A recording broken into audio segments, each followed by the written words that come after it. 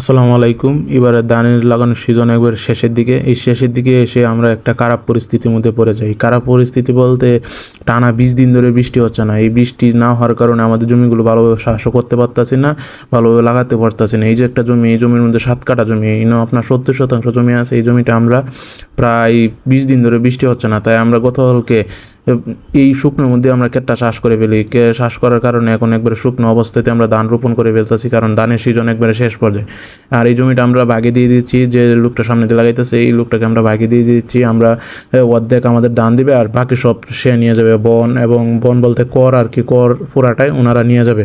তাই আমরা ওনাকে বলেছিলাম যে ধান সবাই লাগিয়ে ফেলতেছে এবং সিজনের শেষ, তাই আপনি জমিটা তাড়াতাড়ি লাগিয়ে ফেলেন, কারণ এই বৃষ্টি কখন হয় না হয়, আবার এই জমিগুলোতে পানি চলে আসে, এটার আশা বসে থাকতে থাকতে এখন সিজনও প্রায় শেষ। আমরা নিয়ত করলাম যে জমিটা লাগিয়ে ফেলতে হবে। আশেপাশে যত জমি আছে সবাই আপনার এই শুকনোর মধ্যে লাগানোর চেষ্টা করতেছে, কারণ ধান যদি এখন না লাগায় তাহলে লাগানোর সময় চলে যাবে।